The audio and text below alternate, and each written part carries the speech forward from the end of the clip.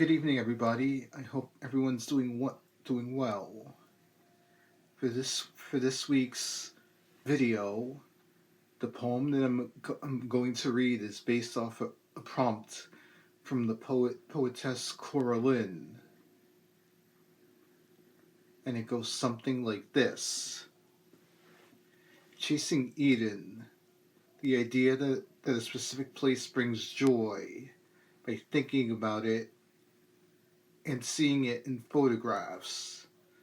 Over the years, the idea of Eden has changed with every place that I've set foot in, from being on a sailboat along Narragansett Bay to see the sun rise over Split's endless horizon, lying on a net, soaking up Santorini's glorious sunshine, to walk along the blue sky promenade in Nice. I could go on for stanzas on end, listing all the places that bring peace to my mind. Eden comes to watch the waves on the beach in Drvenik as the sun peeks through the foreboding clouds. I found Eden even in New York City, walking around in parks, being by the waters. Peace and joy can be found everywhere I go. So when it seeing the idea of Eden, that one place where everything, like all the madness of the outside world, all the madness within my own BS, none of it matters. Where this place where I can look back fondly every time I mention it or see photographs of it and get almost dropped back immediately into reliving those moments time and again. And I did mention a few of the places that feel like Eden to me. And so did Drvenik. It was the next to last day of the trip in Croatia. We had left the island of Hvar by ferry. We arrived back on the mainland, and the ferry dropped off in the town of Drvenik, and it's a coastal town, small coastal town, the type that would probably be packed full of people during the summer months, but on this particular visit, we knew that the season was about to come to a close.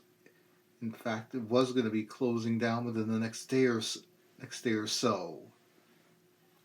But just being on the sand, watching the waves roll in, even with the foreboding sky, I felt an odd sense of calm after the run around the island, running around Hvar the last previous 2 days. So you could say Drvenik is on my list of places that feel like Eden. And I could go on from Barcelona to Galway to Nazaré, Nice, Sorrento, Santorini, and Drvenik, and Newport.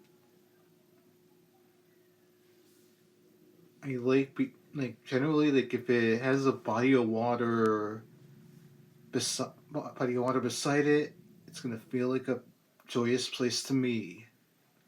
Even here in New York City, that's why I spend my time at the South Street Seaport and by the marina at the Brookfield Place Mall, and don't want to leave either even if I do get reminded that I have to go back to work, like just being by the sea is a place that brings out the abundant joy of nature and brings me abundant joy.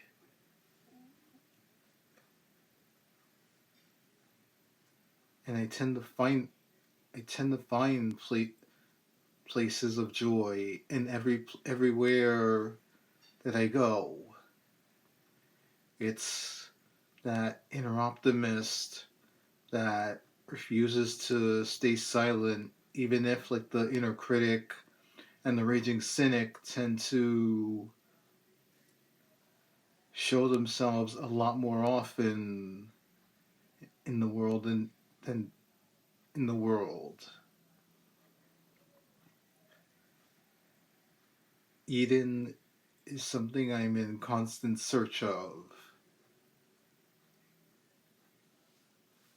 Well, everyone, that's it for this week's video.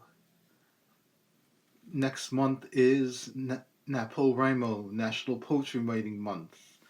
So I will be posting a poem a day for the entire month of April, beginning on Tuesday, the 1st, which it seems crazy that January took forever to be done, and I blinked my eyes, and now we're a quarter of the way through 2025 and heading towards April.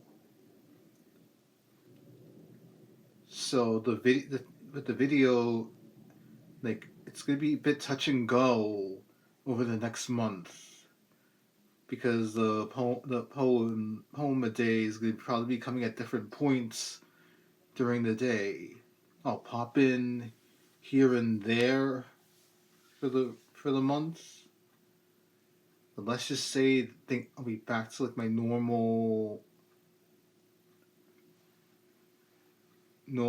state of operations come early May, like after NaPoWriMo finishes.